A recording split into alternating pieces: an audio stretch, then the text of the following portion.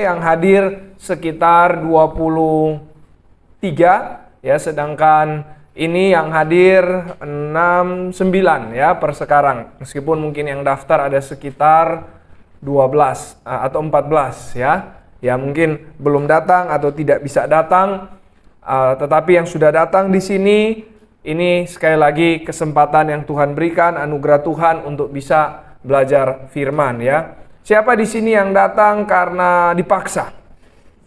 Ada? Nggak ada ya? Oke, sudah nggak bisa dipaksa, ini kan sudah SMA ya. Siapa yang datang dengan kesungguhan? Wah, saya mau belajar sesuatu, saya mungkin mau mendengarkan firman. Ya, semoga yang sudah datang seperti itu ya. Ya, ini sekolah Alkitab liburan. Kok lagi liburan mau sekolah ya? Kan aneh ya, liburan ya masa sekolah. Kalau sekolah yang nggak liburan, liburan yang nggak sekolah ya. Tapi ini liburan tetapi ada sekolah. Nah, tentu saja alternatifnya adalah banyak yang berlibur, tapi kemudian memakai waktunya entah dengan main kah atau dengan hanya sebatas menyenangkan diri. Tentu ada waktu-waktu seperti itu ya. Tetapi sayang sekali kalau liburan tidak diisi dengan belajar firman Tuhan juga. Amin. Nah, kalau kita tidak bertumbuh dalam firman, bagaimana kita bisa menghadapi masa muda kita? Nah, oleh sebab itu kami di gereja ini merindukan agar supaya boleh ada kesempatan untuk kemudian teman-teman SMP, SMA mendapatkan firman Tuhan di masa liburan ini ya. Mungkin banyak teman-teman kalian tadi pikir-pikir kenapa SMA kurang ya? Mungkin jam 2 lagi main, mungkin jam 2 tidur begitu ya. Karena ini siang seperti ini, bisa tidur siang, biasanya kalau sekolah kan nggak bisa tidur siang ya. Ini pas lagi liburan ya. Tetapi sekali lagi kalian yang ada di sini, ini kesempatan yang Tuhan berikan, kiranya ada hal-hal yang Tuhan boleh bicara bagi kalian ya. Oke, baik. Hari ini tema kita adalah Injil dan kesehatan mental. Oke, sebelumnya mungkin kita ingin tanya dulu ya. Kira-kira kalian ini apa yang kalian pahami, apa yang kalian tahu tentang kesehatan mental? Ya, pertama-tama ini tentu saja bukan dari sisi kedokteran ya, karena ini kan sekolah Alkitab. Jadi ini akan kita bahas dari sisi Alkitab ya. Tadi yang berdiri di sini itu Pak Dokter. Nah, sekaligus dokter juga psikiater ya, sehingga nanti kalau ada yang mau tanya-tanya dari sisi medisnya, nah bisa ya. Nah, tetapi untuk per saat ini kita sama-sama ingin lihat dulu dari sisi Alkitab. Oke, dari sisi firman Tuhan. Ya, sebelum kita mulai diskusi ya, karena ini sedikit, terus juga ini memang modelnya sekolah, bisa diskusi begitu ya, bisa tanya jawab. Oke, saya bisa tanya, kalian jawab, kalian tanya juga nanti bisa, apalagi sudah SMA, saya juga akan berusaha menjawabnya. Bisa? Oke ya. Mari kita berdoa terlebih dahulu. Bapa di sorga, kami bersyukur Tuhan sudah memberkati sesi SMP. Tuhan, kami percaya sesi kali ini juga teman-teman yang sudah hadir ini, mereka juga adalah milik Tuhan. Seperti lagu yang kami nyanyikan, kami adalah milik-Mu. Dan kami bersyukur, kami bukan hanya dimiliki oleh Tuhan, tapi Tuhan yang memiliki kami berjanji untuk memelihara hidup kami. Berjanji untuk menuntun kami ke dalam segala kebenaran. Karena tanpa kami dituntun, kami akan tersesat. Oleh sebab itu ya Tuhan, kami mohon, tuntunlah kami hari ini lewat firman-Mu. Di tengah-tengah dunia yang bergejolak, di tengah-tengah masa muda yang penuh dengan segala macam kesulitan, tolonglah kami, tuntunlah para remaja saat ini, untuk mereka boleh masuk kepada tempat yang dimana ada sukacita, damai sejahtera, dan ada arti hidup, karena mereka dipimpin oleh Sang Gembala yang baik. Kiranya Tuhan pimpin perenungan kami, berfirmanlah di tengah-tengah kami, bukalah hati dan pikiran kami. Dalam nama Tuhan Yesus kami bersyukur dan berdoa. Amin. Ya. Siapa yang kelas 10 ya by the way di sini? Berarti 10 sudah mau naik 11 ya, karena tadi ada kelas 9 yang datang mau naik 10. Siapa yang 10 mau naik 11? Oke, siapa yang 11 naik 12? Oh, nggak ada ya. Berarti sisanya 12 yang sudah mau kuliah? 12 mau kuliah? Oke, tapi nggak semua ini angkat tangan ya. Yang lain ini kok apa ini ya? Jangan kuliah yang lain ya. Oke. Oh iya, berarti kuliah ya yang lain ya. Iya. Sekali lagi ya, yang SMA kelas 10. Oke, 10 naik 11 dek atau 9 naik 10 ya. Oke, yang kelas ini 10 naik 11 ya. Oh, sama juga 9 ke 10 ya. Oke, 10 naik 11. Oke, ya. 11 naik 12. Oh, nggak ada ya. 12 naik kuliah. Ada tadi satu ya. Yang kuliah atau yang bekerja mungkin. Ya, oke. Baru mulai ya, baru mau mulai ini yang baru mau mulai kuliah. Ini sudah kuliah ya. Tahun kedua. Bekerja malah sudah ya. Oke ya. Wah, ini sudah lebih sulit ini ya, karena sudah ada yang bekerja dan lain sebagainya. Tapi nggak apa-apa, nggak salah tempat kok ya. Ya. Oke. Ada yang kelas 9, ada yang kelas 10 naik kelas, nggak naik. Kelas 10 tetap nggak ada ya. Ya, semoga nggak ada ya. Oke. Ya. Baik, seperti tadi pertanyaan pertama saya, apa yang kalian tahu tentang kesehatan mental ya? Pasti tahu banyak lah ya. Ya, menurut kalian apa itu dan kira-kira jenisnya apa-apa saja ya? Mungkin kita boleh mulai dulu dari sini ya. Jadi supaya bisa mulai terpikir. Apa kira-kira?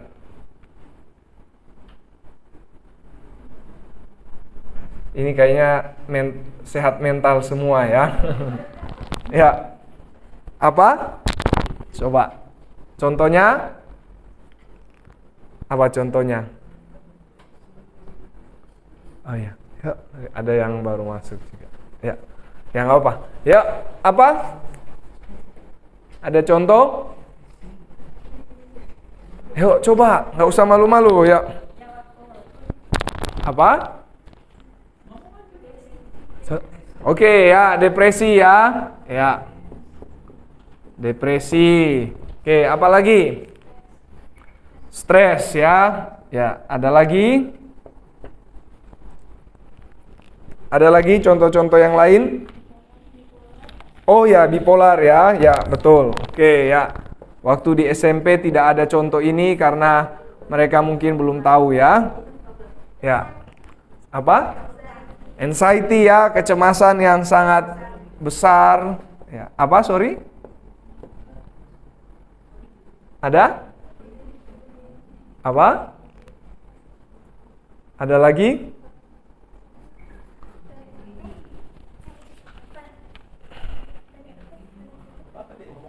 Nggak apa, ayo sampaikan. Siapa? Oh ya, panic attack juga ya. Ya, betul, panic attack. Ya, mungkin 1-2 lagi ya, hanya untuk memulai ini diskusi kita. Ada lagi mungkin 1 atau 2 lagi?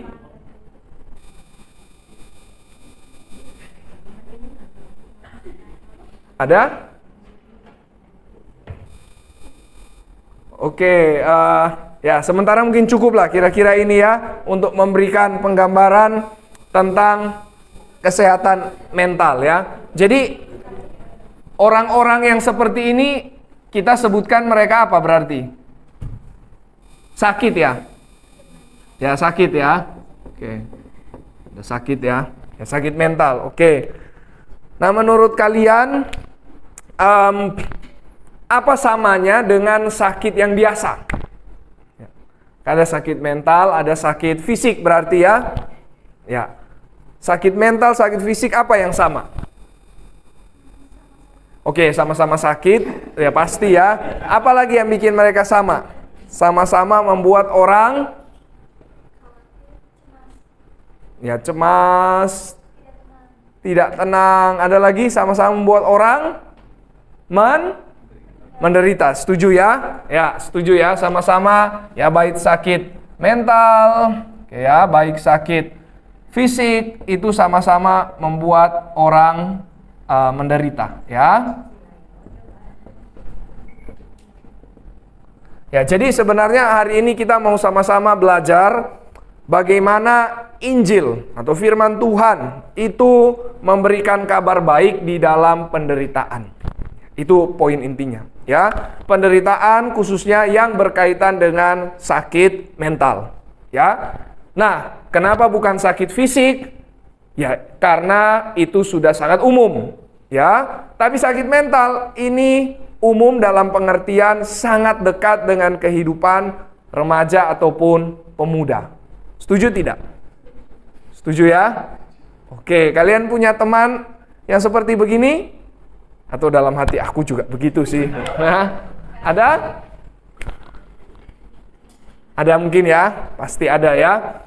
Ya, dan kenapa juga penting? Bukan cuma sekedar sangat umum, tetapi sangat juga menjadi isu. Ya, isu itu berarti sesuatu yang berbahaya, sesuatu yang membuat orang memang jadi khawatir. Ya, kenapa? Karena saya coba berikan beberapa data ya. Kita ingin lihat data dari WHO. Ya, WHO jadi World Health Organization. Ya, bagian kesehatan dari PBB ya, dikatakan seperti ini. Sebentar ya.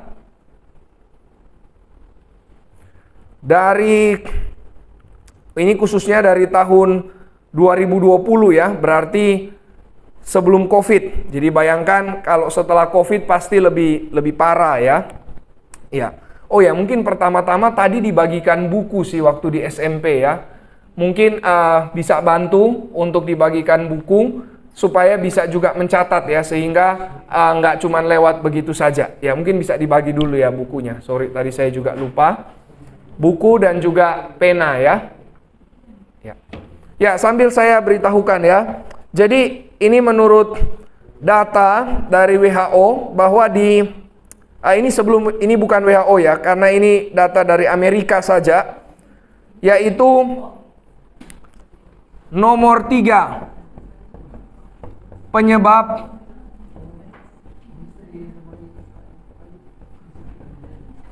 kematian untuk remaja itu adalah karena self harm yang sampai akhirnya membuahkan bunuh diri ya. Oke. Sama satu lagi ya. Ini dari WHO. Ya, dikatakan 1 dari 7 ya. 1 dari 7 remaja itu mengalami mengalami sakit mental. Ya. Dan 13%, ini cuma data-data saja ya untuk kita lihat kebutuhannya. 13% dari sakit remaja di seluruh dunia itu akibat dari masalah mental. Oke. Ya. Ya, jadi kalau kita lihat ya, semua sudah dapat buku ya? Sudah? Oke, sekarang kita fokus kembali ya. Kalau kita lihat, berarti serius tidak? Ini Amerika saja ya. Amerika di dalam tahun 2020, kita biasanya mungkin agak jarang sih menemukan data untuk Indonesia, tetapi kalau di luar negeri cukup sering ada banyak data seperti ini. Jadi Amerika, nomor 3 penyebab kematian untuk remaja. Apa itu? Self harm. Dan itu salah satu bagian dari sakit mental. Ya, nomor 3 loh. Nggak main-main ya. Paling banyak, hampir 20% itu meninggal karena self-harm yang sampai akhirnya suicide. Lalu dari WHO, kalau WHO ini berarti untuk seluruh dunia, dikatakan 1 dari 7 remaja.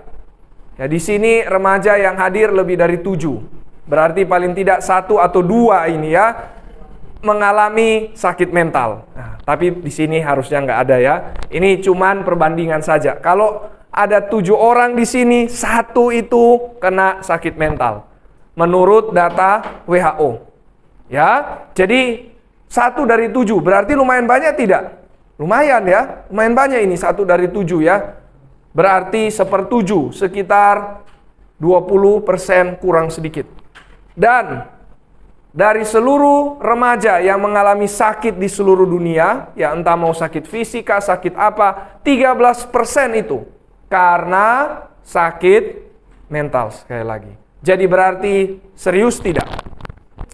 Serius ya. Jadi ini bukan sekedar suatu fenomena yang kita anggap, ya ini umumlah, normal. Ya memang betul ini normal, ini umum, tetapi kita jangan anggap normal. Kenapa jangan anggap normal? Karena ini berbahaya. Ya, berbahaya, dan ini saya kira juga menjadi cara di mana dunia iblis di belakang itu bekerja untuk merenggut hidup dari anak muda. Ya, sekali lagi ya, cara dari dunia, cara dari iblis untuk renggut hidup anak muda. Ya, mungkin saja memang tidak sampai meninggal, tetapi hidup mulai hilang arah, hidup mulai tidak ada tujuan, dan hidup akhirnya mulai hancur. Ya, kita mau tidak yang seperti itu? Tentu tidak ya. Kita mau hidup kita benar-benar boleh dipakai untuk pekerjaan Tuhan, menjadi hidup yang bermakna, bukan hidup yang tidak ada artinya. Ya, jadi karena hal ini maka penting sekali isu kesehatan mental untuk dibahas. Nah, sekarang tetapi setelah kita sudah tahu ini, bagaimana orang biasanya meresponinya? Menurut kalian biasanya seperti apa? Kalau ada orang mengalami masalah-masalah seperti ini, tambah self-harm kah atau apapun yang lain, biasanya responnya seperti apa menurut kalian?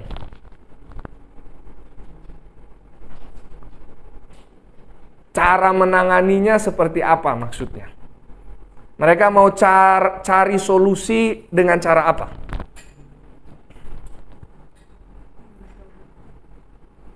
Yuk, apa kira-kira? Yang kalian tahu apa?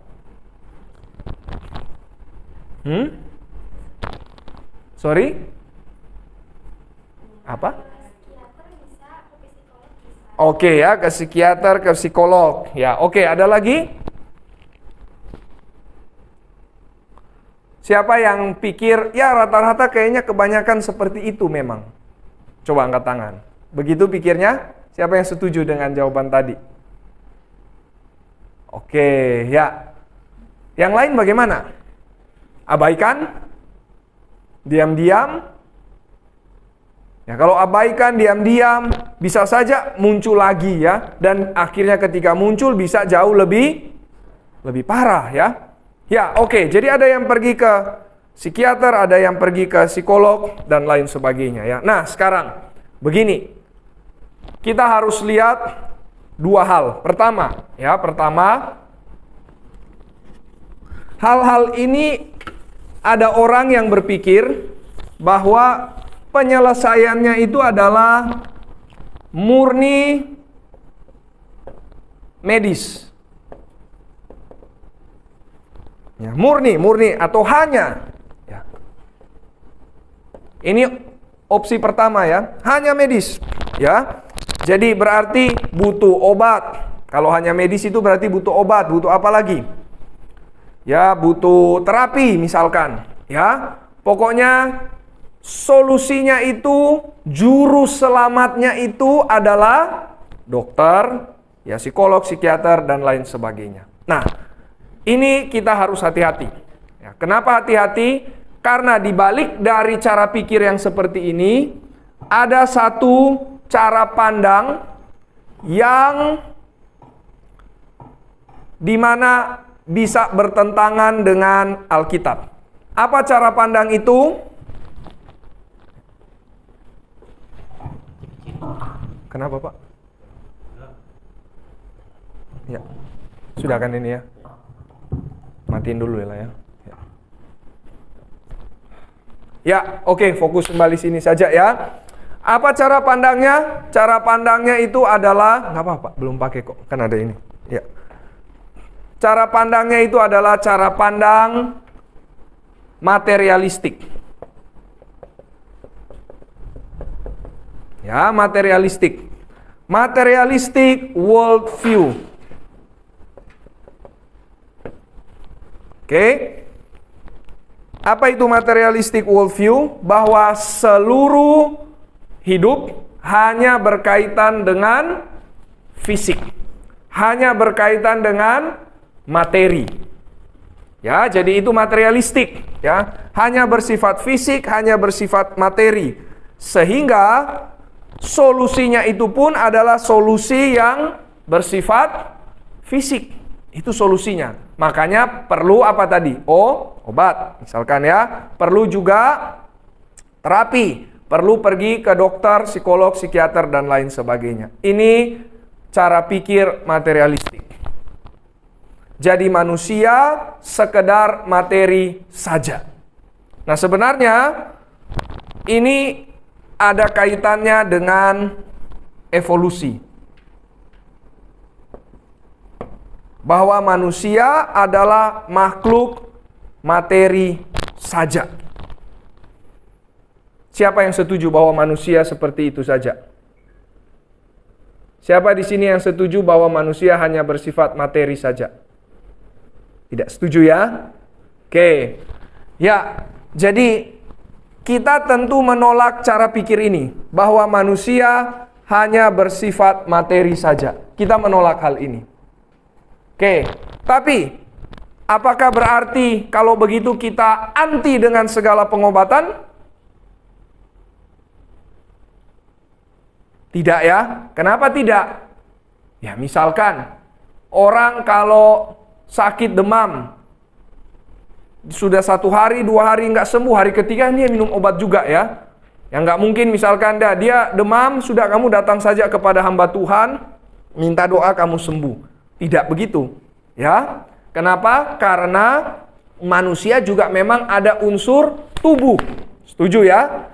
Ada unsur daging. Nah, misalkan kalau dalam konteks orang sakit mental, ada juga yang memang sakit karena pengaruh, misalkan sesuatu terjadi dalam hal otak dia, sesuatu terjadi di dalam hal saraf dia, ya, sehingga itu perlu diobati.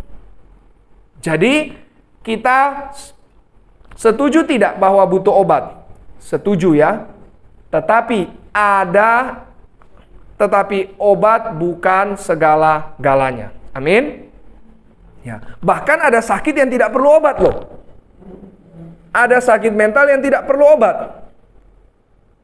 Itu membuktikan bahwa manusia bukan hanya soal materi. Manusia bukan hanya tubuh saja.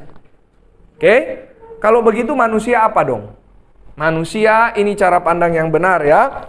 Manusia itu bukan materialistic worldview, tapi kita harus lihat manusia itu sebagai makhluk teologis. Theological worldview. Ya, atau gampangnya saja manusia itu adalah makhluk teologis. Kalau di sini manusia makhluk apa? Materi, fisik. Sedangkan di sini manusia adalah makhluk teologis. Apa artinya manusia makhluk teologis? Artinya bahwa yang paling utama bagi manusia itu adalah dia mengenal Tuhannya. Amin. Dia perlu kenal Tuhan. Itu yang paling mendasar, itu yang paling fundamental, itu yang paling penting di dalam hidup ini. Orang bisa butuh obat karena memang dia ada masalah, tadi saya katakan ya. Ya, sekali lagi mungkin kalau kalian kuliah atau kalian mau tahu lebih jauh bisa tanya-tanya tadi Bapak Dokter Sati ya. Tetapi obat apakah bisa memberikan hidup kekal? Tidak ya. Obat apakah bisa mengubah hati orang? Tidak. Obat apakah bisa membuat orang memiliki satu sukacita dan damai sejahtera yang menetap? Tidak. Apakah obat bisa membuat orang justru bertahan di dalam kesulitan? Juga sulit. Tidak bisa. Ya, yang bisa membuat orang bertahan dalam kesulitan, yang bisa membuat orang punya sukacita di tengah-tengah kesulitan, damai sejahtera yang menetap, yaitu kalau dia kenal Injil Yesus Kristus. Amin. Maka ini yang paling fundamental. Ya. Ya, saya ada cerita, tadi saya juga cerita di dalam sesi SMP ya. Saya punya satu kenalan, waktu saya sekolah teologi, saya masih junior, dia sudah lulus memang sekolah teologi, atau hampir lulus kalau saya tidak salah ingat. Dia adalah seorang yang minum obat 12 macam, karena dia sering pergi ke psikiater dan lain sebagainya. Ya, jadi 12 macam loh ya. Ini sangat banyak. Lalu kemudian dia pergi konseling kepada hamba Tuhan yang dia juga kenal baik sebenarnya.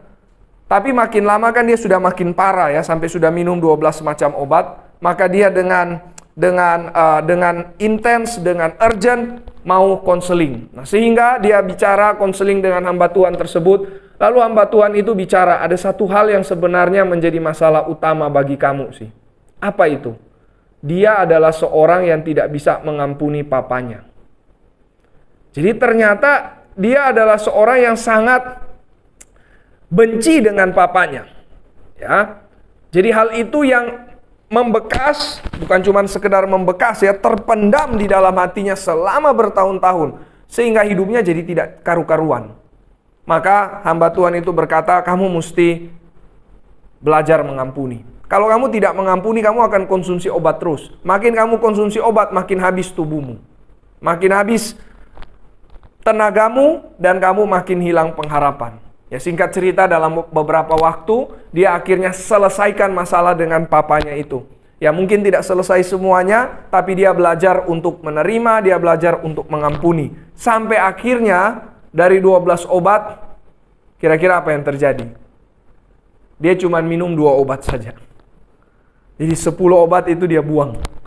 Ya, yang lain dikatakan sudah sembuh. Kenapa? Ya karena masalah paling mendasar itu dia sudah bereskan. Apakah berarti tidak perlu obat sama sekali? Ternyata masih perlu. Karena mungkin memang ada sesuatu di dalam pikiran dia, dalam saraf dia dan lain sebagainya. Sehingga masih perlu tetap obat. Tetapi dia sudah tidak lagi menjadi orang yang terikat, sudah tidak lagi menjadi orang yang dikuasai dengan segala macam kecemasan, ketakutan, amarah, tapi menjadi orang yang bebas sekarang. Karena dia mengenal Kristus. Dia mengenal kasih Allah, sehingga dia juga bisa mengampuni orang lain. Nah, jadi lihat ya, berarti itu membuktikan sekali lagi hal apa yang paling mendasar di dalam kehidupan manusia. Dia harus kenal Tuhan, kenal Injil, kenal Kristus. Karena kita adalah makhluk teologis, ya, bukan sekedar makhluk fisik. Amin. Nah, ini poin yang paling pertama yang kita mesti tangkap dulu ya. Jadi sekali lagi, manusia butuh kenal Tuhan. Kalau manusia kenal Tuhan, hal-hal yang lain itu akan makin dibereskan. Bukan berarti sekali lagi semua tidak ada masalah lagi, tidak ya. Masih bisa ada masalah, mungkin masih perlu obat seperti orang yang tadi saya ceritakan. Tetapi dia sudah bisa menjadi pemenang di dalam sakit mental itu, di dalam suffering yang dia alami. Amin. Maka sekali lagi, kita harus ingat, kita makhluk teologis. Oke, sekarang ya, mari coba kita lihat di Alkitab. Menurut kalian, Alkitab itu bicara tidak ya tentang kesehatan mental? Bicara tidak? Bicara ya. Tapi apakah ada bicara tentang apa tadi ya? Mungkin bicara tentang panic attack. Mesti cari tahu kali ya. Ada yang bicara tentang skizofrenia? Oh ya, ada ya kata dokter ya. Berarti ini sudah lebih menyelidiki ya.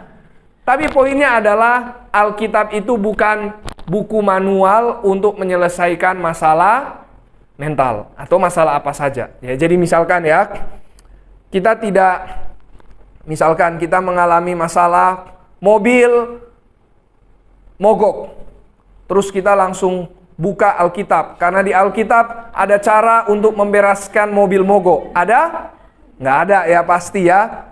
Tapi apakah mobil mogok tidak ada kaitan dengan Alkitab? Ada ya. Kaitannya apa, Pak? Kaitannya misalkan ya, kita bisa belajar bagaimana harusnya bersikap di tengah kesulitan. Nah, itu bisa ada begitu ya. Ya, ini cuma contoh saja. Poin saya adalah Alkitab itu bukan buku manual, Alkitab itu bukan buku sains, Alkitab itu bukan buku kedokteran, tapi Alkitab itu buku apa sih? Kira-kira menurut kalian? Alkitab buku apa kira-kira? Alkitab buku apa? Buku kehidupan. Ada lagi buku apa? Yang laki-laki Alkitab buku apa ini? Buku yang saya nggak tahu, belum pernah baca. Buku apa? Oke, kita pakai ini tadi. Siapa setuju buku kehidupan?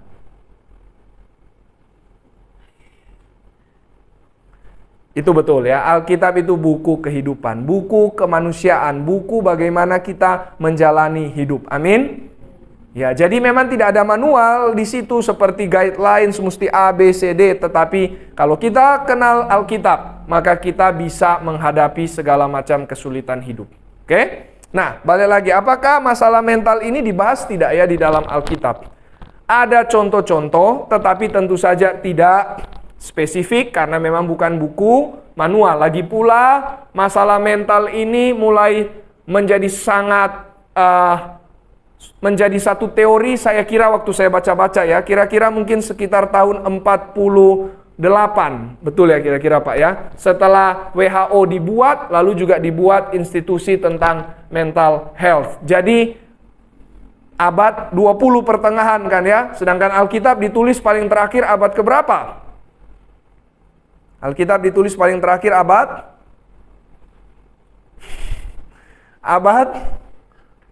pertama. Ya, itu yang ditulis oleh Yohanes sekitar tahun 90-an. Nah, jadi jelas zamannya sangat beda ya. Tetapi mari coba kita lihat. Coba pertama mari kita lihat dari PB ya, karena mungkin kita sangat familiar dengan bagian ini. PB ya. Mari coba kita lihat Markus pasal yang kelima. Markus pasal yang kelima, mari kita coba baca ayat 1 sampai dengan ayat yang ke-10. Apa ceritanya di situ? Itu adalah cerita tentang Yesus berhadapan dengan seorang yang kerasukan setan ya, dari Gerasa. Mari coba kita baca berganti-gantian ya. Markus 5 ayat 1 sampai dengan ayat 10.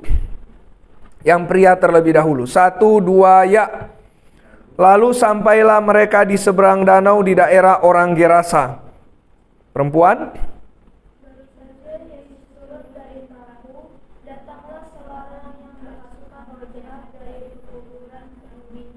Pria. Orang itu tinggal di pekuburan itu. Yuk, yang laki, yang lain belum baca ini ya. Yuk, mari baca sama-sama. Sekalipun dengan rantai ya. Belenggu dan dirantai, tetapi rantai itu diputuskannya dan belenggu itu tidak suka. 5. Siang malam ia berkeliaran di pekuburan dan di bukit-bukit sambil berteriak-teriak dan memukuli dirinya dengan batu. Lanjut.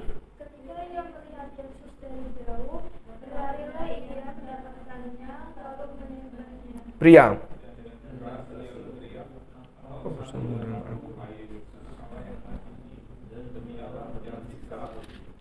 Karena sebelumnya Yesus mengatakan kepadanya, "Hai engkau roh jahat, keluarlah itu ini."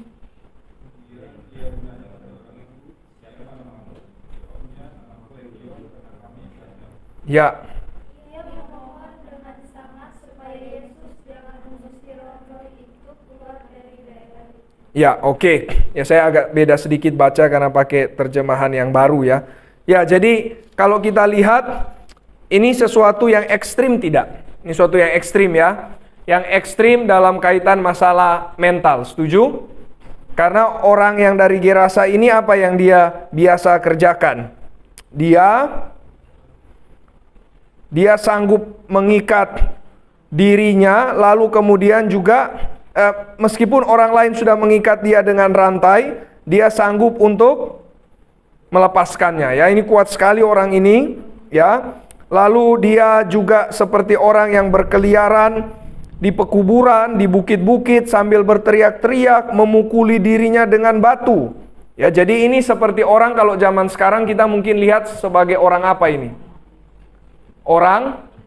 Sebagai orang gila ya kita bilang ya. Iya kan? Ini seperti orang gila memang ya, bahkan ini orang gila yang cukup keras, ini keras sekali ya. Sangat ekstrim. Tetapi bagaimana Yesus menyembuhkan dia? Oke, tentu saja kita bisa bilang ya itu kan Yesus ya yang sembuhkan. Ya betul, memang itu Yesus yang sembuhkan. Maksudnya dengan berkata seperti itu orang-orang biasa bilang, ya kalau Yesus kan bisa lakukan apa saja ya. Oke, tapi tunggu dulu. Yang menjadi poin di sini bukan kepada cara menyembuhkannya, tetapi kira-kira pendekatannya seperti apa. Yang saya maksud dengan pendekatan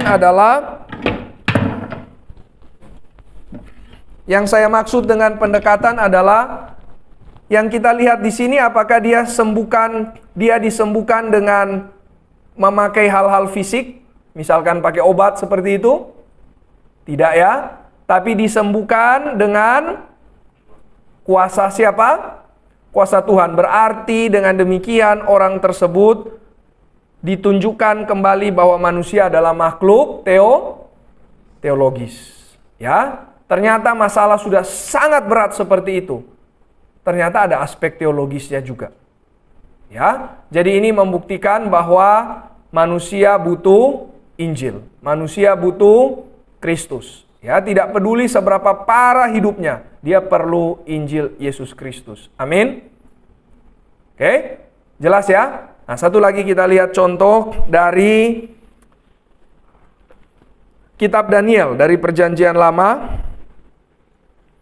Daniel pasal yang ke-4.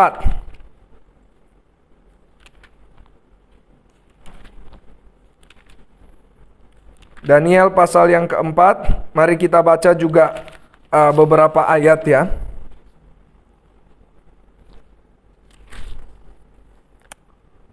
Mari kita lihat dari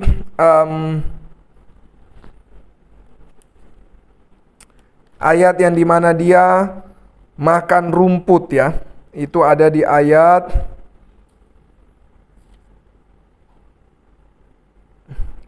kalian tahu cerita ini ya, bagaimana Nebukadnezar itu memakan rumput ya.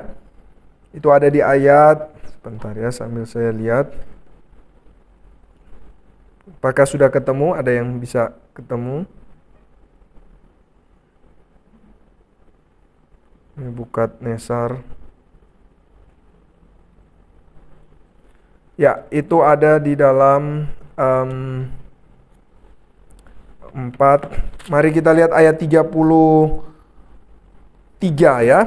Ayat 33. Mari kita dari 32. 32 saya bacakan saja ya. Engkau akan dihalau dari antara manusia dan tempat tinggalmu akan ada di antara binatang-binatang di padang. Kepadamu akan diberikan makan rumput seperti lembu.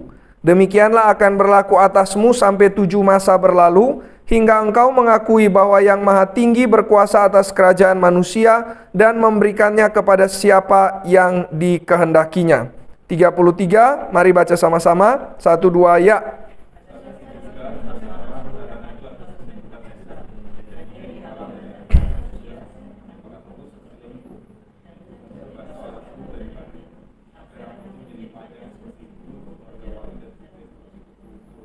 Ya, jadi sekali lagi kalau kita lihat ini Nebukadnezar orang apa ini?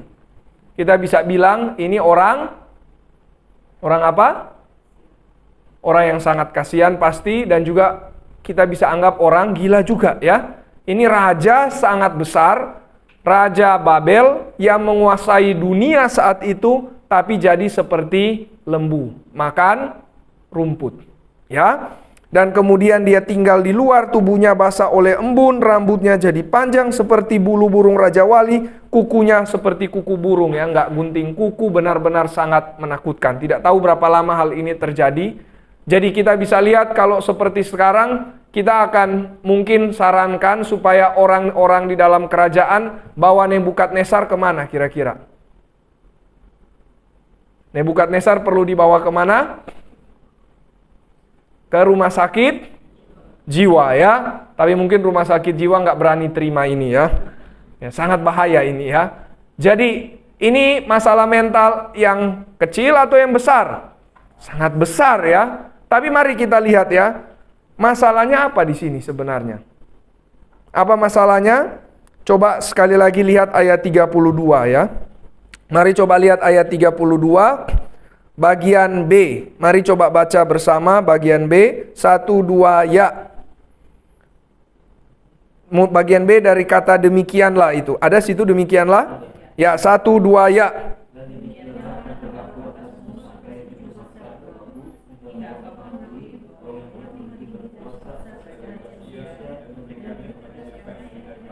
Jadi apa masalah utama Nebukadnezar? Dia tinggi hati, ya. Setuju? Jelas ya di situ, ya. Kapan dia berhenti? Kalau seandainya dia sudah merendahkan diri di hadapan Tuhan. Jadi sekali lagi, masalah utama Nebukadnezar apakah masalah materi, fisik, tubuh? Bukan, ya. Pikiran? Bukan. Saraf? Bukan. Apa masalah utamanya? Masalah teologis. Karena dia tidak takut akan Tuhan. Dia tidak kenal Tuhannya. Sehingga hidupnya jadi kacau balau. Setuju? Oke, jadi sampai di sini, ya. Tadi kita sudah melihat dua contoh dari Alkitab. Sekali lagi, Alkitab tidak mendeteksi dia sakit apa seperti para dokter, psikiater, psikolog, dan lain sebagainya. Tetapi Alkitab hanya ingin memberikan pada kita gambaran bahwa orang hidupnya bisa kacau, mentalnya bisa sakit, bahkan jadi sangat mengerikan hidup orang tersebut karena tidak kenal Tuhan, tidak hidup takut akan Tuhan. Jadi sekali lagi, ya, maka poin yang paling pertama, masalah mental ini mari bukan cuma lihat di bagian atasnya. Oh, butuh obat, butuh apa segala macam, tapi mari lihat yang paling dalam. Dia butuh kenal Yesus Kristus. Amin. Ini poin yang sangat penting. Maka, lanjut sedikit dari sini, ya.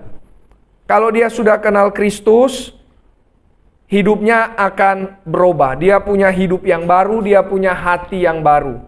Orang yang punya hati yang baru, maka dia bisa menghadapi tantangan, penderitaan di dalam, dia bisa menghadapi segala tantangan, penderitaan di dalam hidupnya. Dia bisa bertahan dan akhirnya dia bisa menang. Ya. Apakah pasti lepas dari masalah mental? Belum tentu, ya, tapi sudah ada kekuatan iman. Amin. Jadi belum tentu lepas loh.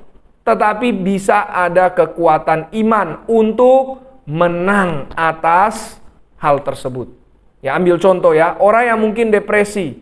Bisa saja dia tetap depresi, ya. Maksudnya bisa seringkali menjadi depresi. Seringkali lebih gampang cemas, seringkali lebih gampang takut. Tetapi dia bisa ada kekuatan untuk menang karena dia kenal Tuhan. Oke, ambil contoh, ya. Coba mari kita lihat satu ayat saja. Mari kita lihat dari 2 Korintus 12. Ayat yang mungkin sangat terkenal juga bagi kita. Mari kita lihat 2 Korintus 12.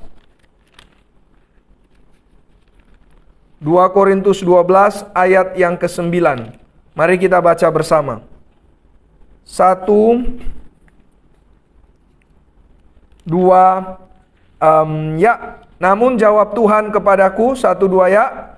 Cukuplah.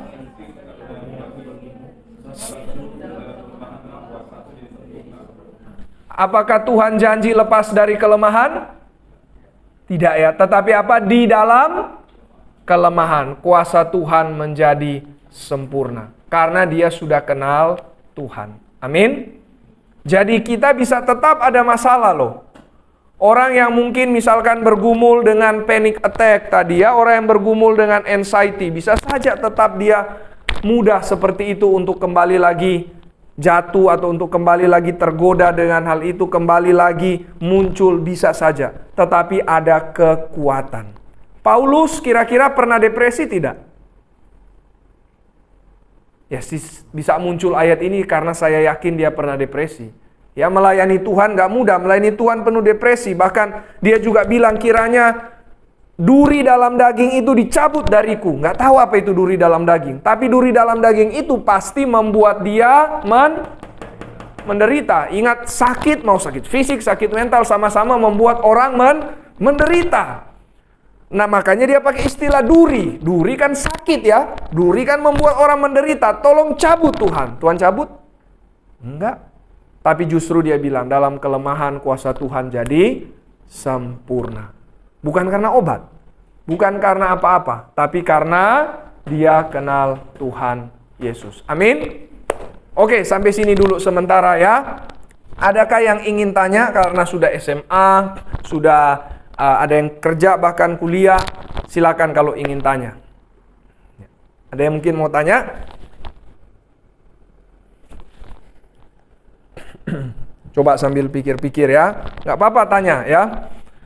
Bertanya kan tidak harus kita rasa ini ya, wah kalau saya tanya saya dianggap kurang punya kemampuan. Jangan ya. Justru yang nggak bertanya yang nggak dapat pengetahuan yang lebih. Ada yang mau coba tanya?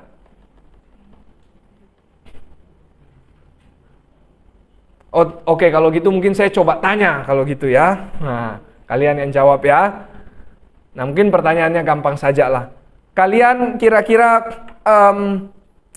siapa yang mungkin baru pertama kali dengar perbedaan dua hal ini?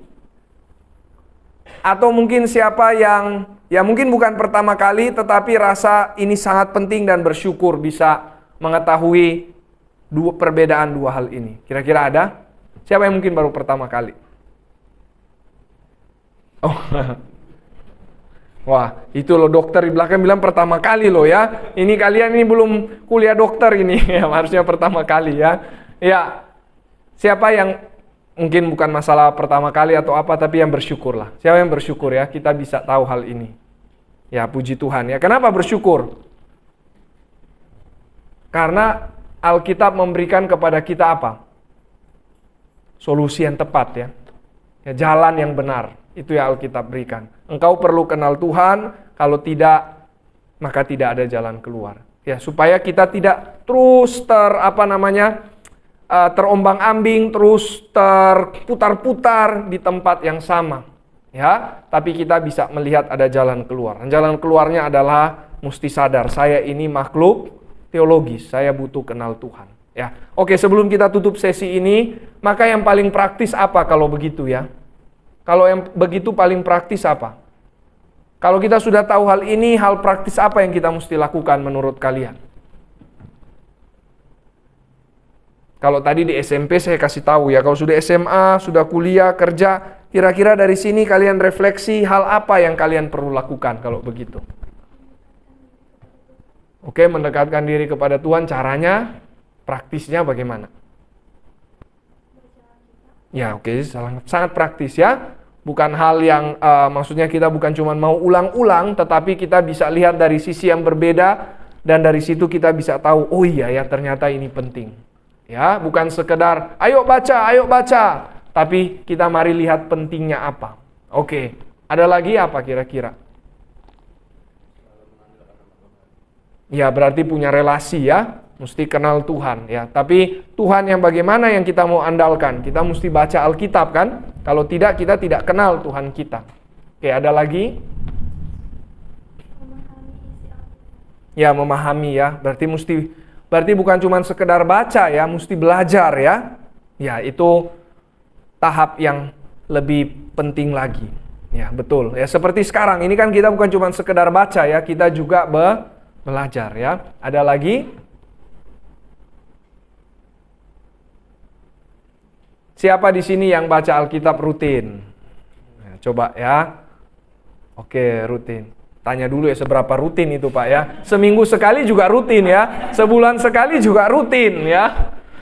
Masuk gereja setahun sekali, rutin itu ya. Rutinnya setahun sekali ya. Siapa di sini yang baca Alkitab rutinnya itu ya bisa dibilang hampir tiap hari lah. Ada? Terkawas panjang, menyesakan gitu ya. Panic attack. Ya, sedikit ya. Siapa yang kira-kira 3 hari sekali lah.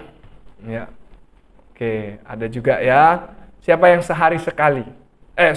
Seminggu sekali cuman, yaitu hari Minggu. Ya. Oke, ya, ini jujur ini ya. Iya, kalau begitu mau tetap di situ? Harusnya enggak ya. Mau berubah? Mau ya, mari ya. Mari kita bertumbuh bersama. Ya. Dan jadi yang 1 hari, yang cuma seminggu sekali, mari lebih maju lagi. Mari tambah rajin lagi. Tapi yang sudah hampir setiap hari, jangan puas juga. Karena tadi ya, ada dibilang bukan cuma baca, tapi juga belajar. Ya. Dan ada satu hal lagi yang penting. Maka kalau begitu mesti mari belajar dari orang-orang yang kalian juga bisa percaya.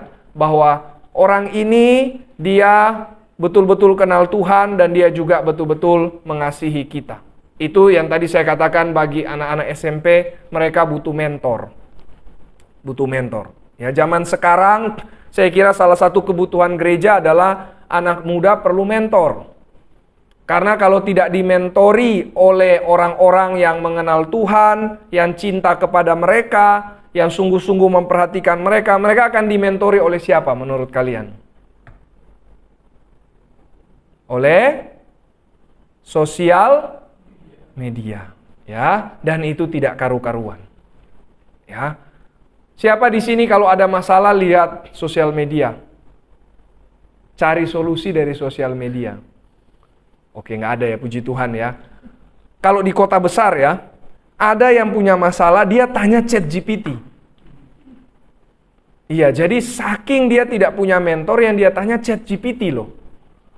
Akhirnya dia rasa dia berteman itu dengan ChatGPT. Dan di Inggris, ada orang yang bertanya kepada ChatGPT, akhirnya dia bunuh diri. Nah, ini jangan ketawain, ini serius sekali ini. Jadi dia bukan disuruh oleh ChatGPT bunuh diri. Nggak pernah, ChatGPT itu nggak pernah suruh seperti itu. Tapi juga ChatGPT nggak pernah akan bilang kamu salah. ChatGPT hanya akan, ya kira-kira setujulah dengan kamu menyenangkan dirimu. Nah, sehingga anak itu bilang, boleh nggak saya bunuh diri? Supaya saya bisa mungkin lebih menikmati hidup. Kira-kira jawaban ChatGPT-nya adalah, ini masuk berita. Jawabannya adalah, ya kalau kamu rasa itu baik silakan. Nah, bahaya sekali ya. Bahaya sekali. Jadi karena seperti itu maka akhirnya bunuh diri. Ya, jadi poinnya apa ya? Mari punya mentor. Mentornya jangan cari online, sosial media dan lain sebagainya. Cari khususnya di gereja ya. Cari di gereja. Orang entah pemimpin rohani, maksudnya mungkin dia bukan hamba Tuhan ya, tapi dia kalian tahu rohaninya baik, itu pun sudah cukup. Ya, kalau ada hamba Tuhan, mari juga, itu jauh lebih baik yang belajar firman, yang takut Tuhan, dan yang juga mau berusaha care kepada kalian. Ya, jadi ini penting. Apa tadi pertama? Baca firman, bahkan belajar firman. Yang kedua, harus punya mentor. Ya, supaya hidupmu bisa tertata dengan baik. Karena zaman sekarang, anak muda tanpa ada mentor hidupnya kacau. Dan seringkali juga anak muda rasa tidak perlu mentor, karena dia rasa dia sudah cukup tahu. Benar nggak? Zaman sekarang kan anak muda lebih rasa tahu dibandingkan dengan orang tua. Kenapa? Karena lebih punya akses pengetahuan. Tetapi punya pengetahuan belum tentu punya yang namanya hikmat. Itu beda. Sekali lagi ya, pengetahuan beda dengan hikmat. Pengetahuan ya cuma informasi. ChatGPT itu lebih pintar dari siapapun pengetahuan. Ya, tetapi hikmat. Hikmat itu ada takut akan Tuhan. Betul ya? Di Amsal kan bilang ya, permulaan hikmat adalah takut akan Tuhan. Kalau tidak takut akan Tuhan, nggak akan ada yang punya hikmat. Ya, jadi yang penting itu hikmat. Nah, maka lewat baca firman, lewat orang-orang yang sudah takut Tuhan, engkau akan dapat hikmat. Amin. Nah, maka poin saya itu yang paling praktis ya. Setelah kita tahu kita makhluk teologis, mari kita ke arah sana. Kejar firman, cari orang yang takut Tuhan dan belajar dari mereka. Mau? Coba ya. Mari mulai doa, mari mulai gumuli hal ini. Baik, kita sampai sini. Oke, ada yang mau tanya? Belum? Oke, kalau belum kita tutup dulu dalam doa. Sesudah ini ada break, lalu sesudah itu kita masuk sesi kedua dan mungkin sesi terakhir ya, sampai terakhir. Oke, mari kita berdoa. Tuhan, kami bersyukur, kami menyadari kami ini adalah makhluk teologis, yaitu orang yang harusnya mengenal Tuhan, mencari kehendak Tuhan, percaya kepada Tuhan, berespon kepada Tuhan, dan sungguh-sungguh mau menjalankan hidup sesuai dengan pimpinan Tuhan. Tuhan, tolong biarlah kami tidak dibodohi oleh dunia yang berkata bahwa hidup ini dapat diselesaikan lewat hal-hal fisik saja. Sehingga seolah-olah kami seperti ciptaan Tuhan yang lain, seperti binatang mungkin yang memang hanya sangat fisikal. Tapi kami manusia yang mulia yang Tuhan cipta dengan gambar dan rupa Allah. Biarlah kami mau kenal Tuhan, karena itulah hidup yang sejati, hidup yang ada kemenangan, hidup yang ada bahagia, hidup yang di dalamnya ada jalan keluar. Meskipun ada masalah, tapi bisa bertahan. Meskipun ada duri dalam daging, tapi bisa tetap ada kekuatan. Karena justru dalam kelemahanlah kuasa Tuhan menjadi sempurna. Kami bersyukur ya Tuhan untuk firman-Mu. Biarlah hal ini mendorong kami untuk lebih lagi mau kenal Tuhan, lebih lagi mau belajar firman, lebih lagi mau dituntun oleh orang-orang yang sungguh-sungguh kenal Tuhan. Terima kasih Tuhan. Dalam nama Tuhan Yesus kami bersyukur dan berdoa. Amin.